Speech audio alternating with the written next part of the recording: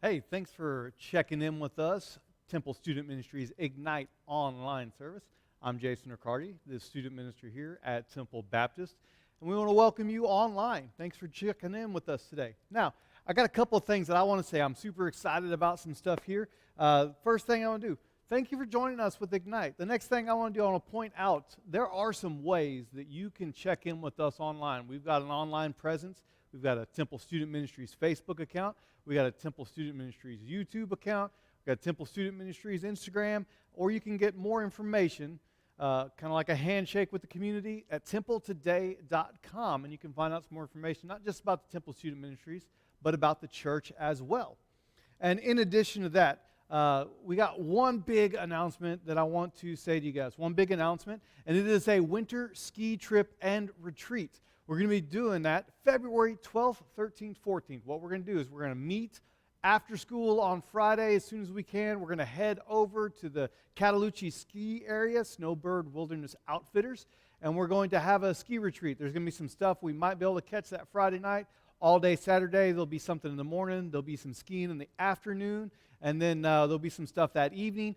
Sunday morning, we'll have some stuff, and then we'll head back. So that's only $150. That's actually less than the cost of the trip itself, but we want you to come. We feel so strongly about you having an opportunity to encounter the gospel that we're going to make this accessible for you by keeping the cost reasonable. And so we're going to have a ski trip. We would love for you to join us with that. Now, what you need to do is you need to contact me, jason@templetoday.com. Let me know. You can text me, 270-779-7467. You can call the church, 615-672-5339, whatever it is. But you need to let me know that you're coming. And so we would love to reserve a spot for you. And we need to know that kind of by this Friday, because I've got a deadline coming up with the camp.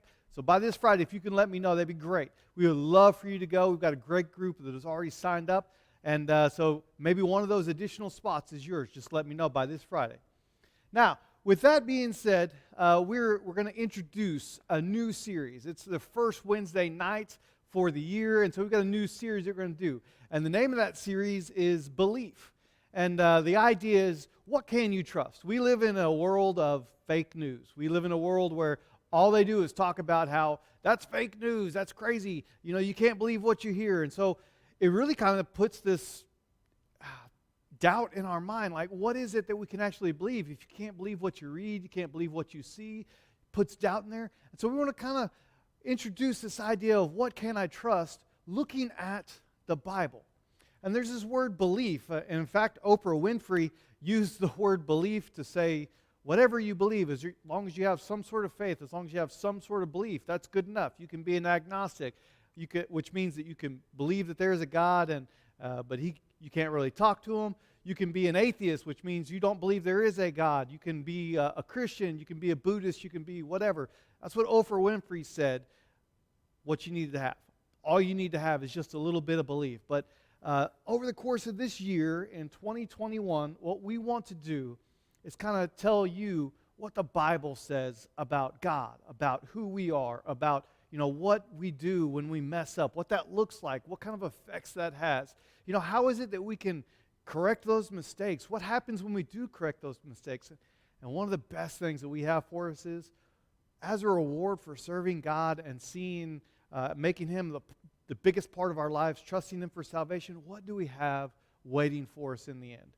And so we're going to let the Bible kind of explain those things to us. And so there's lots of things that you can put your trust in, but we want to see what the Bible has to say about belief. And so that's kind of the big idea. And there's a theme verse that we want to emphasize, and it's in John chapter 20, verse 31. And that main theme verse says this right here: "But these are written so that you may believe." Now it says some other stuff in there, and tonight we're going to dive into that. Tonight we're going to be in John chapter 20, verses 30 and 31. Now the big idea for that is that Jesus came so you can believe and live. Jesus came so you can believe and live. Now, to introduce this idea of Jesus came so you can believe and live, and the big idea of the year for the theme verse, that these things are written so that you may believe and live. Now, to kind of introduce that idea, I have a wife. We've been married for about 15 years, a little over 15 years.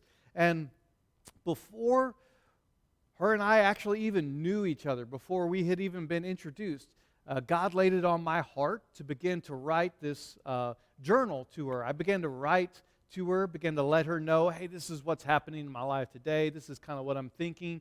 This is where my future is headed right now. This is what I'm going to school for, this, that, and the other. Funny interactions, stuff like that. I began to just let her know about my life and what was happening. And this was years before I ever actually met her. And I did that journal, I did that thing so that there was going to be a day when I would stand before her and we would say our vows and I would be able to hand this to her. And so I wrote that journal on purpose for a purpose. So that, my wife, she would come to know me for who I was. She would have a better idea of who I am at that moment and who I would be in the future. I wrote those things on purpose for a purpose so that she could know who I was a little bit better. And so that kind of introduces this idea of what we're going to be looking at tonight in John chapter 20, verses 30 and 31. And I'm just going to dive right into the text. In John chapter 20, verse 30, it says this right here. Jesus performed many other signs in the presence of his disciples that are not written in this book. Jesus performed many other signs in the presence of his disciples that are not written in this book. Okay, so going back to that big idea, Jesus came. And then it says in here that he came, and while he was here, he did these signs. And so what are these signs that Jesus actually did? What are these signs that Jesus actually did? Well, in the book of John, the whole book of John was written so that we could come to know who God is and believe who God is and live as a result of that. And so he said there was these signs that he did to kind of let us know that he is who he says he is. He came to do certain things and why he came to do them. So what are those signs that Jesus did that John wrote about? Well, you guys are probably familiar with most of these. These are just some pictures I grabbed off the internet, but they kind of help illustrate the idea. One of them is Jesus was at this wedding in Cana, and he actually turned water into wine. And the idea of turning water into wine is that he was introducing a new way of doing things. He took these purification jars, and he took those purification jars, meaning this is how you became clean. He took those jars, and he made something new out of that. And it was this idea that he's coming to introduce something new to us. And he did this while at a wedding, which kind of sets the stage for later on, he's going to say that we are the bride of Christ. That was the first sign that he did. He turned water into wine. The next sign that he did, he actually healed an official's son. And this is one of the crazy stories in the Gospel of John. This official comes to Jesus and he says, my son is moments from death. I need you to come with me and heal him. I know that you've done all these miracles. I need you to come with me. You have to come with me so that my son can be healed. And Jesus is like, hey man, it's cool. I got this. Just go. Head on back home. Your son is healed. So Jesus was actually able to heal somebody without even being in his presence. And the official had to leave trusting that Jesus is who he says he is and he could do what he thought he could do. And this kind of reveals this picture that Jesus has the power to heal even in the most desperate moments. That's the second sign. The third sign that Jesus did is this healing of this paralytic. This is a guy who was born paralyzed. He was this way from his entire life, from birth. And so there was this idea that there was this pool at Bethesda, and as you see a picture on the screen there, what they believed in that point in time is that if they were the first one to get into the water, when the waters got stirred, they would be healed. So periodically the waters would have some ripples come through it, and they believed that if they were the first one into the water, when the water was stirred, they were going to be healed. Now that sounds really great, but the idea of this is you got a guy who's paralyzed, and he's sitting there by the pool waiting for a moment where he can be healed. Now think about this. If the guy's paralyzed, he probably is not a real strong swimmer, and he's about to jump into a pool. And he's been waiting his entire life for a moment where he can be healed. And Jesus shows up on the scene, and he actually heals the guy on the Sabbath. And the picture that's being painted with this third sign is that Jesus always works to make us whole. Jesus always works to make us whole. And then there's the fourth sign that Jesus did. And this is a crazy one. This is one that you guys know about. There's two feeding narratives in the gospel stories. There's one of the feeding of the 5,000, and there's another feeding story later. Well, this feeding of the 5,000 is one of the stories that John brings up. And in the feeding of the 5,000, Jesus starts out with just a fish and a couple loaves of bread, hands them to the people, and they feed 5,000 men plus women and children. So we're talking a lot of people were there. So all these people got fed from just one fish and a couple of loaves of bread. And do you know what happens afterwards? They have not 5, not 10, but 12. 12 loaves of bread, 12 basketfuls left over of fish and bread pieces after feeding 5,000 people. And that all came from one fish and 2 loaves of bread. And the thing is, that this kind of tells us is, Jesus is always more than enough to meet your needs. He's more than enough to meet my needs. And then the fifth miracle, the fifth sign that is kind of written in the book of John so that you can believe and live, is that Jesus walked on water. And almost immediately after Jesus fed the 5,000, he walks on water. And the picture that you see there is this, there's some gentle waves going on, and things are okay, and Jesus kind of just taking a stroll, on the beach and everything like that. Well, it was not that. They would have these massive storms come in. So the mountains next to the lake, the wind would come down and blow in a storm front, and there would just be this massive storm that would happen. And the disciples found themselves in this boat in the middle of nowhere, in the middle of a storm, unable to rescue themselves. And Jesus walks out on the water to rescue them. Jesus walks on the water to rescue them, and he says this phrase, "Don't be afraid, it's me." And that phrase, "it's me," literally is this just to say it, it's almost like it's a pointing back to the Old Testament when when God revealed himself to Moses in the burning bush, and Moses is saying, "Who is it that I should say sent me?" And Moses hears God say, "Tell them that I am has sent you."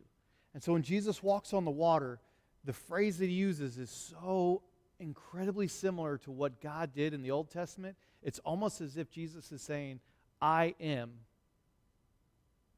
is here to rescue you." And so this fifth healing story, this fifth miracle, is basically Jesus saying, the I am in the Old Testament is the I am that's right here before you in flesh and bones. And then there was this sixth sign that happened, and there was this guy who was born blind, and nothing could be done. He had tried different things, and Jesus just encounters this man. And there were times when Jesus would just say a word, and somebody would be healed, and sometimes Jesus would say, "Go do something," and they would be healed. And this is one of those times where Jesus actually bent down, he gathered up some dirt, he spit in it, and he made some mud, and he rubbed it on the guy's eyeballs. And the guy suddenly was able to see again. So a guy that was formerly blind, had no light in his life, could suddenly see light. And the picture that we see with this sign is that Jesus is the light of the world. He's able to open blind eyes. And then the last miracle, the last sign that's really spoken, you see a picture there where it's Jesus and a woman is kind of right around the opening of a tomb, and you kind of see this picture looking into that, and there's this story of the raising of Lazarus. And Lazarus was this guy who was related to some people that Jesus knew that kind of were around Jesus. And then this guy Lazarus died. And the way that they buried the dead back then is they would prepare them with spices. They would wrap the body, and then they'd wrap the body in this linen, and they put some spices in there, and then they put the body into the tomb, And when you touch the body, you are ritually unclean. And just the way that nature works, after you're dead for a little bit, the reason that they put the spices in there is so that when your body begins to decompose, it's not an overwhelming stench of death and decay. And so the guy had been dead for quite a while, long enough that if Jesus shows up on the scene and he calls forth Lazarus from the grave, nothing should happen because he's dead. And in fact, when they open the tomb, when they do that, there should have been this overwhelming stench of decay that hit them in the face as they did that. And yet, in this miracle story, Jesus has them open the tomb. There's no stench. There's no decay. And then Jesus says into a tomb where dead bodies are laid, Lazarus, come forth. And this guy that was formerly dead, Jesus spoke into a dead person and brought out life. And so this is the seventh sign that Jesus was something different than just a normal person. And so literally the seventh sign is Jesus has the power over life and death. That is amazing. That is the signs that, John presented in his gospel to say that Jesus is something different. Jesus is God. And it's kind of amazing that Jesus is God and then Jesus came down from heaven to be with us. And why is it important that Jesus came down into heaven to be with us? Well, in that passage where it says Jesus performed many other signs in the presence of his disciples that are not written in this book, inherent in that is this idea that Jesus came. And so Jesus came, and that means for you and for me, good news that he's not a distant God. I don't know if you're like me, but sometimes you'll encounter difficulties. Sometimes you'll struggle with things, and it just seems like there's nobody there that can help you. It just seems like you're alone on an island.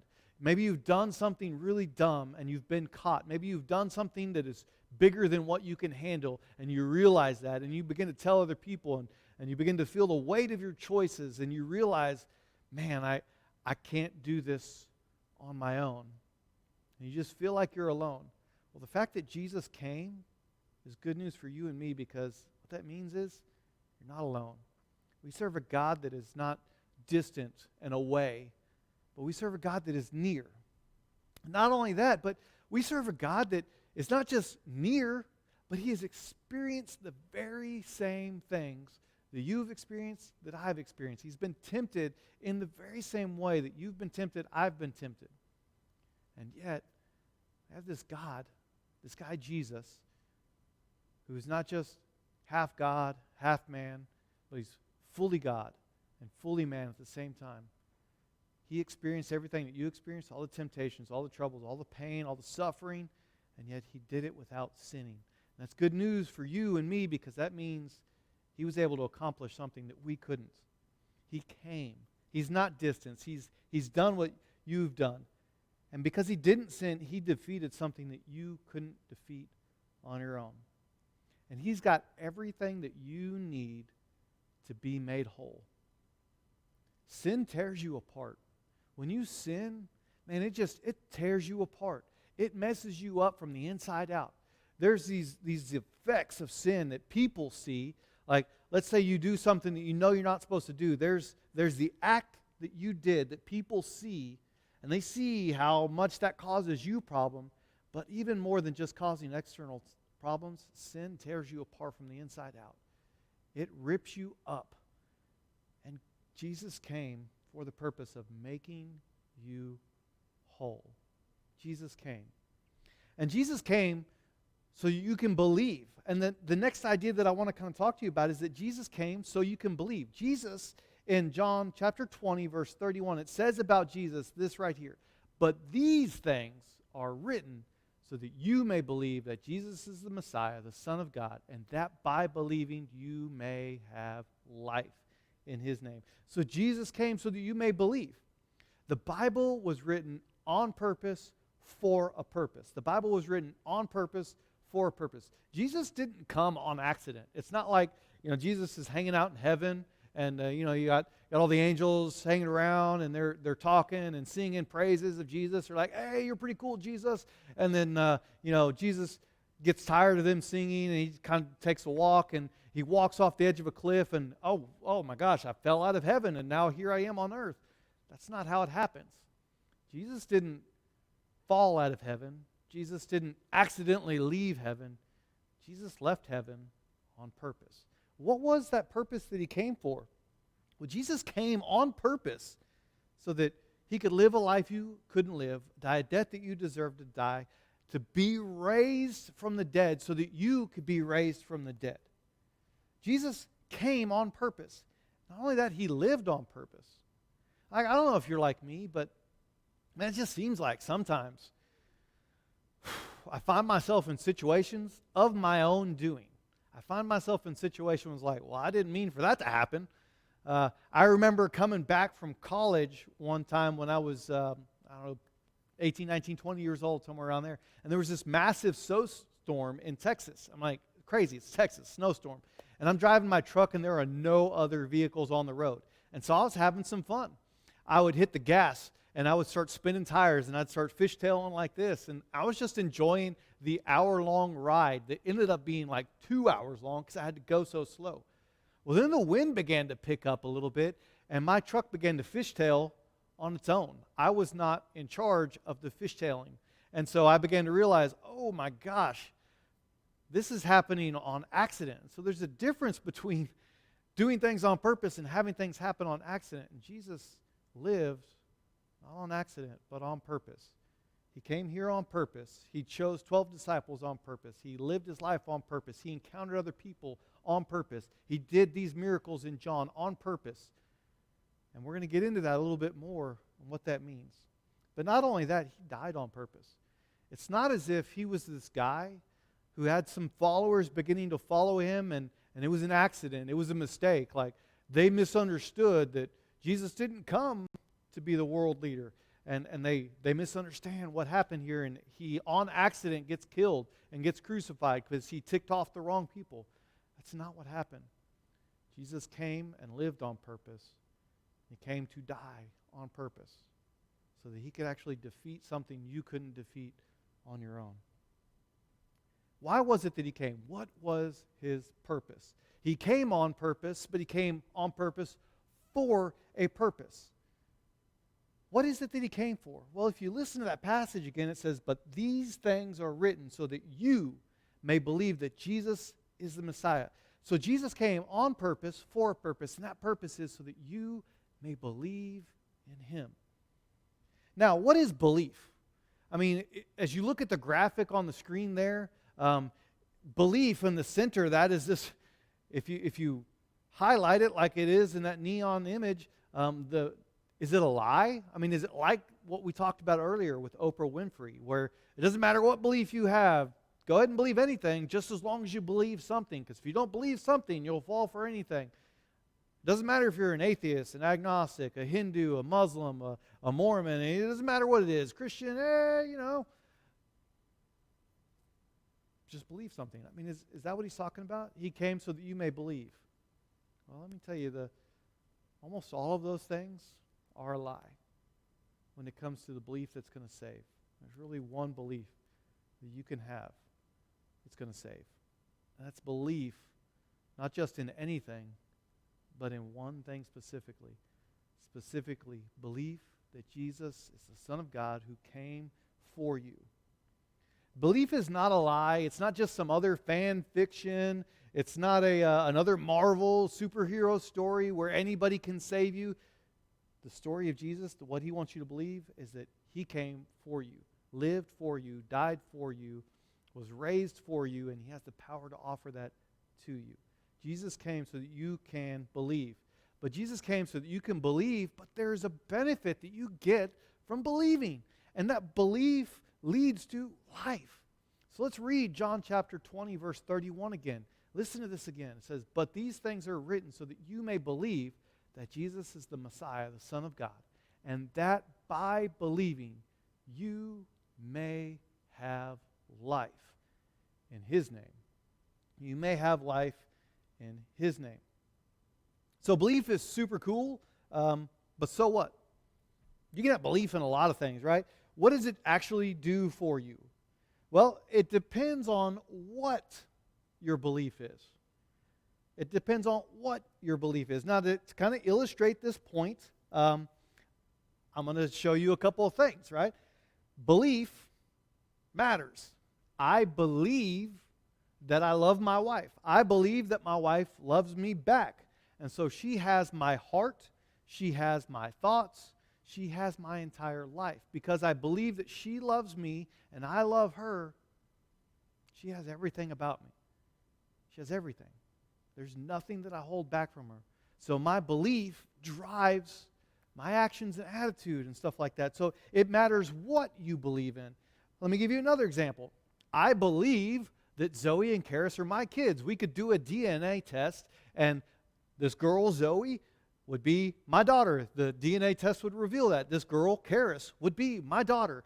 The DNA test would believe that. And as a result of the fact that I believe that they're my kids, my bank account proves that I believe they're my kids because I spend my money on them. I spend money on them so that they can have pleasure, that they can have joy, they can have all these things. We take them out to Starbucks. We enjoy moments together. My daughter Zoe is fixing to turn 15. She's fixing to turn 15 this year, and so she's going to get her permit. And I have this vehicle that is, at this moment in time, 28 years old. It was my dad's truck, and then it became my truck, and then I'm fixing it up now so that she can begin to drive in October when she turns 15. Because she's my daughter, and I believe that she's my daughter, I'm willing to give her all this stuff. My kids get braces, my kids get technology, my kids get access to all of the goods and resources that I have because I believe that they're my kids. So actions are determined by what your belief is. I also believe that I'm a Longhorns fan. I'm also a Dallas Cowboys fan. I'm a Dallas Mavericks fan. And you know what? I'm a sports fan in general. And as a result of that, I watch Longhorn games. I watch Dallas games, even though, Lord help me, the Cowboys have not been good to me for years. I'm a fan. My belief is that they'll eventually start winning. And so, you know what? I watch the games because that's what I believe in. I believe that I'm going to derive great pleasure from watching the games, even though most of the time that doesn't happen. But my actions are driven by my belief. So it matters what you believe in. But not only does it matter what you believe in, it matters where your belief lies. It matters where your belief is. And to kind of illustrate this, here's some examples, some really poorly placed belief. I don't believe that any of you would be willing to jump out of a plane if you didn't think that the parachute was going to save you. Or you wouldn't jump out of an airplane if you didn't have a parachute on you. Because there's consequences for your actions. It matters where your faith is placed. If you believe that you don't need a parachute, it's going to be a fun couple of minute flight for you with a sudden stop at the end and followed by a bounce, and then your life is over. Belief matters. Where you place your belief matters. And so if you believe that you don't need a parachute and you jump out of an airplane, it's not going to go well for you. It matters where you place your belief. And in the same way, you can believe that you are God, that nobody can tell you what to do. You're the sovereign authority in your life. And you know what? Insane asylums are full of people that believe that they are God and that nobody can tell them what to do. Prisons are full of places of people with people that believe nobody can tell them what they do, that they're the sovereign authority in their life. It matters where you place your belief. Not only that, here's a simple example. I know a lot of you drive. As you're listening to this, you may believe that the speed limit doesn't matter. And so you press the speed limit. Here's what the law says the limit is, and you find yourself driving here, and then you get a little bit more confident, and you find yourself driving here, and you get a little bit less aware of how fast you're going, and you find yourself driving here, and you think, it doesn't matter, I'm just keeping up with traffic, until you see blue and red lights in your rear view mirror, and you get pulled over, and you realize that it does matter The speed limit does matter. I do believe that I'm supposed to go the speed limit because there'll be a fine that goes along with it depending on how fast you're going. Your belief does matter. Because here's the thing, belief drives actions. Belief drives actions, but belief also drives your thoughts. Belief drives what you feel. What do you believe about God? What do you believe about God? Why does it even matter? Because it matters because Jesus came so that you can believe and live. If you believe that God is who He says He is, that He can do things in your life that you can't do on your own, that there's a problem that you can't fix, you're going to place your belief and trust in Him because you realize that there's something you can't do for yourself. If you think that God isn't who He says He is, didn't come to live in the life of Jesus, didn't come to do things you couldn't do, died a death that you didn't deserve to die, you're not going to trust Him. You're not going to place your faith in Him. But the Bible says if you do that, there's life that comes as a result of that. It matters what you put your faith in. You got to believe that God is who He says He is, that He loves you more than life itself. And so this year, in 2021, we're going to take this look at the Bible where we kind of let the Bible tell us what we're supposed to believe about God. And we want to prove over the course of a year, based on the Bible, certain things about God. But the biggest thing is, the Bible from Genesis to Revelation is this love story where He has taken the time to write love letters to you because He loves you and He wants you to have life. But you got to know who this God is that's reaching out to you, that's opened His arms, opened His heart, opened the opportunity for you to be saved. And we want to spend some time in 2021 having an opportunity to hear what the Bible says we're supposed to believe about things like, who is God? Who are we? What have we done wrong? How do we fix the problem? And then what's the benefit of actually believing God is who He says He is? And so I hope that you'll join with me on this journey in 2021 and as we begin to consider some of these big ideas about God and about man and all these other things. And so with that being said, thank you so much for deciding to check in with us tonight. I'm going to close us in prayer, and then I'll let you go. But thank you for joining in. If you want to pray along with me, we welcome you to do that. But God, we love you, and we thank you for this opportunity to spend some time in your Word. Your Word is really good. And we see that John specifically was written so that we could know who you are, and we could believe that you came, and we could believe that trusting you leads to life. And the book of John was written for that purpose, so that we could know more about you. But God, even more than that, the whole Bible was written so that we could know who you are. We could trust you at your word. And we could see that you're the same God in the Old Testament and the New Testament. We could see that you're the same God that loves us at all times, that always wants what's best for us. And we can see that we're people that are messed up, and we do things we shouldn't do. But God, you made a way to rescue us. And so we thank you for that. And as we spend some time in 2021 letting the Bible speak for itself about who you are, we ask that you would change who we are at our heart level, at our thought level, at our action level, so that you can fully heal and make us whole in a way that we wouldn't otherwise. So God, we love you and we thank you that you're a God that's near and not far. You're a God that hears and doesn't ignore. You're a God that loves and doesn't hate. You're a God that is right here. And all we have to do is trust you. Thank you for that. In your name we pray. Amen. Hey guys, I love you. Peace out. Thanks for checking in this week.